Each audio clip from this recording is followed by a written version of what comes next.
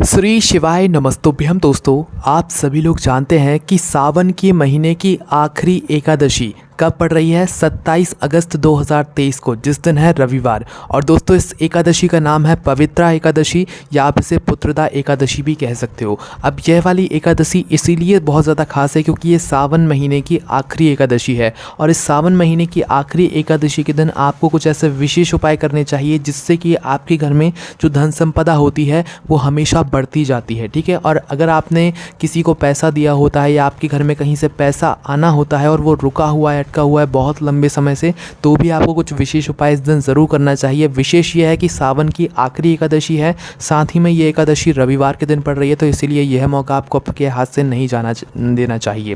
तो चलिए दोस्तों, सबसे पहले उपाय के बारे में बात करते हैं जो कि आपको इस सावन महीने की आखिरी एकादशी 27 अगस्त 2023 रविवार के दिन करना चाहिए। दोस्तों, सबसे पहला जो हम आपको उपाय बताएंगे ये आपके घर में धन की वृद्धि का बताएंगे। किसका बताएंगे? धन की वृद्धि का बताएंगे, जिससे कि आपके घर में पैसों की जो आवक है वो बढ़ जाए। ठीक है। तो इसके लिए आपको मात्र करना यह है कि आपने कनेर का पुष्प देखा होगा और अभी तक जो आपने उपाय किए हैं उसमें उपयोग भी किया होगा। तो आपको क्या करना है, इस दिन रविवार के दिन, इस एकादशी के दिन, एक कनेर का पुष्प या एक से अनेक भी आप लोग ले सकते हो, पर एक कनेर का पुष्प तो लेना ही है। साथ ही में प्रातःकाल सुबह सुबह घर से शुद्ध होकर, स्नान करके, शुद्ध वस्त्र पहनकर अपने घर से 2 पात्रों में जल लेकर निकलना है। ठीक है। 2 पात्र कहने का मतलब है या तो 2 लोटे ले लो या 1 लोटा ले लो या एक किसी पात्र में जो है जल भर लो। ठीक है। दोनों ही पात्रों को एक के ऊपर एक रख के अपने घर से निकलना है। साथ में एक कनेर का पुष्प लेकर निकलना है। ठीक है। इसके अलावा जो आप बेलपत्री वगैरह लेकर जाना चाहो वो लेकर जा सकते हो।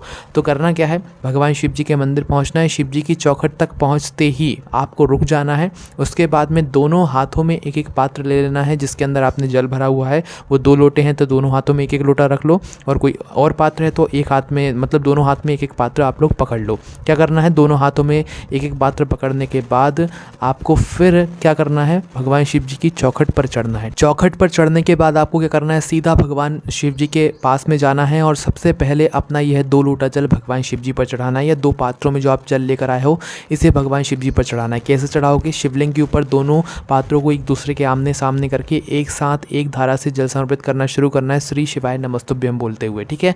दोनों पात्रों का पूरा जल समर्पित हो जाए उसके बाद में मात्र एक कनेर का पुष्प बिना किसी मनोकामना को करते हुए आपको मात्र समर्पित कर देना है। ठीक है। आपने कनेर का पुष्प पहले शिवलिंग पर समर्पित किया। अब यह जो कनेर का पुष्प होगा ना, इस बात का ध्यान रखना है कि इसका जो खिला हुआ भाग होगा वो आपकी तरफ होना चाहिए, या तो सामने की तरफ होना चाहिए, जिस तरफ जलाधारी होती है, जहाँ से जल बहता हो जाता है, जलाधारी से नीचे करता है। ठीक है। सामने की तरफ इस कनेर के पुष्प का, कनेर के फूल का खिला हुआ भाग होना चाहिए। और दोस्तों, अगर आप लोग चाहें तो यही कनेर का पुष्प आप माता अशोक सुंदरी जी वाले स्थान पर भी समर्पित कर सकते हैं जल को चढ़ाने के बाद में। कहाँ पर? माता अशोक सुंदरी जी का स्थान होता है जलाधारी के बिल्कुल बीचों बीच। या अगर आप लोग एक से ज़्यादा फूल लाए हैं तो आप एक तो भगवान शिव जी पर समर्पित कर दीजिए, उसका खिला हुआ भाग आगे की तरफ होना चाहिए, और दूसरा जो फूल है वो आप माता अशोक सुंदरी जी वाले मतलब स्थान पर समर्पित कर दीजिए। पर जब आप यह मतलब कनेर का पुष्प माता अशोक सुंदरी जी वाले स्थान पर समर्पित करेंगे तो उस समय इस कनेर के पुष्प का जो मुख है वो भगवान शिव जी की शिवलिंग की तरफ होना चाहिए। मात्र इस बात का आपको ध्यान रखना है। और दोस्तों, और ज़्यादा पुष्प लेकर आए हो तो आप भगवान शिव जी की शिवलिंग का इन कनेर के पुष्पों से श्रृंगार कर सकते हो। भगवान बहुत ज़्यादा प्रसन्न होते हैं। उसके बाद आखिरी में भगवान शिव जी से प्रार्थना करके, धन की मनोकामना करके आप अपने घर पर वापस आ सकते हैं। ठीक है। क्योंकि दोस्तों, जो व्यक्ति इस सावन के इस आखिरी रविवार के दिन भगवान शिव जी पर जल चढ़ाएगा उसको धन की प्राप्ति ज़रूर होगी। जो कनेर का पुष्प चढ़ाएगा उससे भगवान शिव जी ज़रूर प्रसन्न होंगे। आप ये उपाय ज़रूर करके देखिएगा। उसके बाद में दोस्तों बात करते हैं अगले उपाय के बारे में जो कि आपको इस सावन महीने की आखिरी एकादशी के दिन ज़रूर करना है। दोस्तों, इस उपाय को आपको जब करना है जब आपके घर में पैसा तो आता है पर रुकता नहीं है। तो पैसे आने की आवक को बढ़ाने के लिए, पैसा घर में रोकने के लिए आपको यह वाला उपाय करना चाहिए। इस उपाय में आपको क्या करना है, प्रातःकाल सुबह सुबह एक लोटा लेना है जिसके अंदर आपको भरना है गंगा जल। गंगा जल के अलावा और कोई जल नहीं होना चाहिए, इस बात का आपको ध्यान रखना है। ठीक है। तो एक पात्र के अंदर आपको गंगा जल भरना है। गंगा जल भरने के बाद उसी पात्र के अंदर आपको 7 बेलपत्री डालनी है, बिल्कुल अच्छी वाली, कटी पिटी नहीं होनी चाहिए ना। तो गंगा जल भरने के बाद आपको उसी जल पात्र के अंदर, गंगा जल के अंदर 7 बेलपत्री डालना है और अपने घर से इस पात्र को लेकर निकलना है भगवान शिव जी के मंदिर में। भगवान शिव जी के मंदिर में जैसे ही आप पहुँचो, भगवान शिव जी की चौखट चढ़ जाओ तो आपको पहले नंदी बाबा के पास में आकर रुक जाना है। नंदी बाबा से ही ये उपाय शुरू होगा, है ना। जैसे ही आप ये पात्र लेकर भगवान शिव जी के मंदिर के अंदर प्रवेश करें तो शिवलिंग के सामने जो नंदी बाबा बैठे हुए होंगे आपको उनके पास में आकर रुक जाना है और नंदी बाबा के दोनों चरणों में आपको क्या करना है, यह जो आप लोटे में गंगा जल भरकर लाए हो ना, सिर्फ इस गंगा जल को समर्पित करना है। आपने 7 बेलपत्री भी उसी गंगा जल के अंदर डाली, पर वह बेलपत्री आपको अपने लोटे के अंदर ही रहने देना है। मात्र आपका जो गंगा जल है वो आपको नंदी बाबा के चरणों में समर्पित करना है, पूरा समर्पित कर देना है, बचाना नहीं है, ठीक है। उसके बाद में फिर आपको इन 7 बेलपत्री को, बची हुई बेलपत्री को भगवान शिव जी के शिवलिंग के पास में लेकर आना है और शिवलिंग के ऊपर एक एक करके ये 7 बेलपत्री को अपने जल पात्र से, कलश से निकालकर भगवान शिव जी पर चढ़ा देना है। फिर भगवान शिव जी से आपको प्रार्थना करना है कि अगर आपके घर में कहीं पैसा आने वाला है, रुकावट आ रही है, पैसा नहीं आ पा रहा है, तो उसके लिए आप प्रार्थना कर सकते हैं, आपका वह पैसा ज़रूर लौट कर आ जाएगा और आपके घर में पैसा रुकना भी चालू हो जाएगा। ये भी बहुत ही ज़्यादा और बड़ा विशेष उपाय है, ठीक है। उसके बाद में दोस्तों बात करते हैं अगले उपाय के बारे में। जिस उपाय को करने से क्या होगा वो हम आपको बताते हैं। इस उपाय को करने से अगर आपने किसी को पैसा उधार दिया होगा ना और आप उसको फ़ोन लगा कर थक गए होंगे कि भाई हमारा पैसा लौटा जाओ, हमारे घर में जो है दिक्कत आ रही है, और उसने फ़ोन भी उठाना बंद कर दिया, तो दोस्तों एक बार ये उपाय कर लेना। आपने जिसको भी पैसा उधार दिया होगा या किसी कारणवश किसी की मदद करी होगी और अब वो आपका फ़ोन भी नहीं उठा रहा है, पैसा भी वापस नहीं कर रहा है, तो यह उपाय करके देख लेना, वो खुद आपका पैसा वापस करके जाएगा, ठीक है। इस उपाय को बस आपको इस बात का ध्यान रखना है कि रविवार के दिन ही करना है, और यह जो सावन का रविवार है ये बहुत ही ज़्यादा विशेष है, एकादशी का व्रत भी है, इसलिए इस दिन की महत्वता और ज़्यादा बढ़ जाती है। तो इस उपाय में आपको करना क्या है वो आप ध्यान से सुनो। इस उपाय में आपको प्रातःकाल सुबह सुबह एक तांबे का लोटा लेना है। क्या किसका लोटा लेना है? तांबे का लोटा। हमने आपको ध्यान से बता दिया है, एक तांबे का लोटा लेना है। उस तांबे के लोटे के अंदर आपको भरना है शुद्ध जल, है ना। शुद्ध जल बिल्कुल अच्छे से फुल भर लो। शुद्ध जल भरने के बाद अब इसी जल पात्र के अंदर आप कुछ सामग्रियाँ डालनी है, वो सामग्री आप सुनो, उसके बाद डालना, ठीक है। पहली चीज़ है गुड़।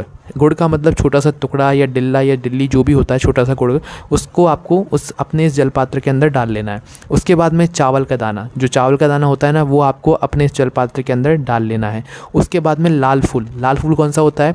यहाँ पर गुलाब का फूल लाल होता है, और जो भी लाल फूल होता है जो भगवान शिव जी पर समर्पित होता हो वो आप डाल सकते हैं, पर सबसे अच्छा जो होगा वो गुलाब का ही होगा। तो एक लाल फूल आपको इस जलपात्र के अंदर डाल देना है, और अगर एक गुलाब की पत्ती भी मिल जाती है तो भी बहुत है, चल जाएगा, ठीक है। उसके बाद में लाल मिर्ची होती है ना, उस लाल मिर्ची के 11 दाने आपको लेने। कितने? 11 है ना। तो लाल मिर्ची के 11 दाने आपको लेकर इसी जलपात्र के अंदर डाल देना है। अब आ जाना है आपको प्रातःकाल सुबह सुबह इसी सावन महीने के आखिरी रविवार एकादशी व्रत के दिन सूर्य के सामने, मतलब सूर्यदेव के सामने, क्योंकि इसी जल से आपको सूर्य को अर्घ्य देना है ना। तो करना क्या है, जैसे आप सूर्य को अर्घ्य देने के लिए खड़े हों तो सबसे पहली चीज़ अपने दोनों हाथों से इस कलश को पकड़ लो, दोनों हाथों को बिल्कुल ऊपर कर लो। उसके बाद में अपना मुख सामने की तरफ कर लो बिल्कुल। उसके बाद में आपको इसी जल पात्र से सूर्य को अर्घ्य देना है, ठीक है। सूर्य को बढ़िया एक धारा से धीरे धीरे करके जो है आप सूर्य को अर्घ्य दीजिए, और वो जो सामग्री है वो अपने आप ही जो है जलपात्र से बाहर आने दे, उसमें कोई दिक्कत नहीं है, ठीक है। इस तरीके से आपको यह जलपात्र को तैयार करके फिर इसे सूर्य को अर्घ्य देना है, ठीक है। उसके बाद में दोस्तों ये जो जलपात्र आप सूर्य को अर्घ्य दे रहे हैं, इसके जो छींटे आपके ऊपर आते हैं ना, इससे आपको कोई दोष नहीं लगता है, इसमें आपको टेंशन लेने की ज़रूरत नहीं है, ठीक है। बस यहाँ पर यह उपाय पूर्ण हो जाता है। इस उपाय को करने के बाद वह व्यक्ति आपने जिसको पैसा दिया होगा वो खुद आपका पैसा वापस लौटा कर जाएगा। सीधी सी बात यह है कि आपके घर में पैसों की आवक भी इससे बढ़ जाएगी, ठीक है। अब बात करते हैं दोस्तों अगले उपाय के बारे में, जो कि विशेषकर सावन की इस आखिरी एकादशी का उपाय है, ठीक है। इस उपाय में आपको करना क्या है वो भी आप लोग बहुत ध्यान से सुनिए। इस उपाय में आपको क्या करना है, ये आप सुबह के समय भी कर सकते हैं उपाय, और शाम के समय भी कर सकते हैं। यह उपाय आपके भाग्य को भी बदल सकता है। भाग्य कहने का मतलब है कि आपके जीवन में भले कितनी ही बड़ी से बड़ी छोटी छोटी परेशानियां क्यों ना चल रही हों, इस उपाय को करने के बाद आपकी वह परेशानियों से आपको छुटकारा ज़रूर मिलेगा। करना क्या है उपाय में वो ध्यान से सुनो।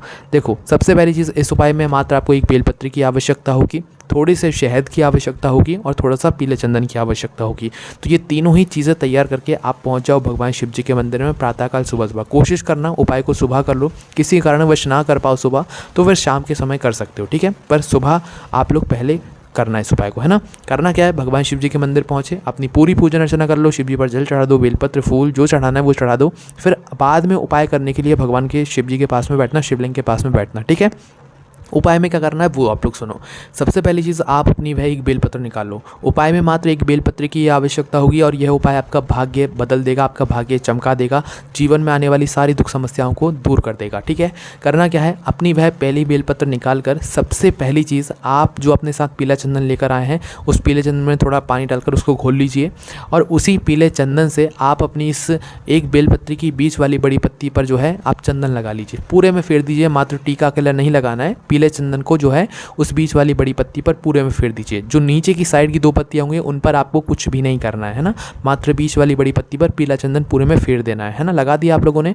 उसके बाद में आप ध्यान दो, आपकी जो है बेलपत्री होगी उस बेलपत्री में एक मध्यस्थ जोड़ होगा। मध्यस्थ जोड़ कहने का मतलब है कि जिस स्थान पर आकर उस बेलपत्री की इन तीनों पत्तियों की डंडी आकर मिलती है ना, तो वहीं पर नीचे देखना डंडी के पास में कि तीनों जो पत्तियां होंगी ना एक बेलपत्री की, उन तीनों पत्तियों की डंडी आकर एक जगह मिल रही होगी, वो होता है मध्यस्थ जोड़, है ना। उसी मध्यस्थ जोड़ पर आपको मात्र थोड़ा सा शहद लगाना है। क्या लगाना है, जो शहद आप अपने साथ लेकर आए हो ना उस स्थान पर लगाना है। सिर्फ उसी मध्यस्थ जोड़ पर थोड़ा सा शहद लगाना है। उसके बाद आपको इस बेलपत्र को आंखें बंद करके अपनी मनोकामना भगवान शिव जी से बोलते हुए इसे आपको भगवान शिव जी पर समर्पित कर देना है। ठीक है, कहाँ पर करना है, भगवान शिव जी पर आपको इसे समर्पित कर देना है। समर्पित करने के बाद भगवान से प्रार्थना करना है, अपनी मनोकामना बोलना है, आपका जो काम होगा वो पूर्ण होगा। साथ ही में भगवान शिव इस उपाय करने के बाद आपका भाग्य भी ज़रूर चमकाएंगे। उसके बाद में दोस्तों, इस सावन महीने की आखिरी एकादशी और आखिरी रविवार का जो अगला और सबसे बड़ा और विशेष उपाय है वो ये है कि इस दिन आपको भगवान शिव जी के मंदिर जाना है।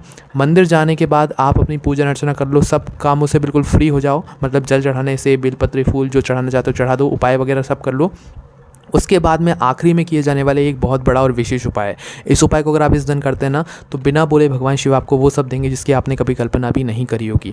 तो इस उपाय को करने के लिए मात्र आपको भगवान शिव जी की शिवलिंग के पास में बैठना है। पास में बैठ जाओ या सामने बैठ जाओ और अपने हाथों को जोड़ लो। हाथों को जोड़ने के बाद आंखें बंद कर लो।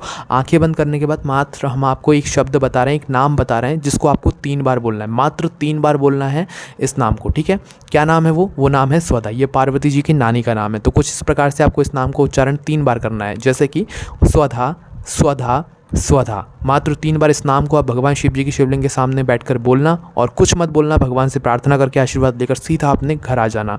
और इस उपाय को कुछ दूसरे तरीके से आप अपने घर में भी कर सकते हैं, अपने घर के रसोई घर में। दोस्तों, स्वधा स्त्रोत होता है। स्वधा स्त्रोत के 12 श्लोक होते हैं। यह 12 श्लोक आप इंटरनेट से निकाल कर अपने ही घर में रसोई घर में बैठ कर जो है आप लोग वहाँ पर इन स्वधा स्त्रोत के 12 श्लोकों का पाठ इस सावन की आखिरी एकादशी दिन करके देखिए। चमत्कार खुद आपको देखने के लिए मिल जाएगा, है ना। अगर आपको इन सभी उपायों को करने में कोई भी समस्या आती है तो आप हमसे कमेंट करके पूछ सकते हैं। ओम नमः शिवाय, जय भोले बाबा, श्री शिवाय नमस्तुभ्यम।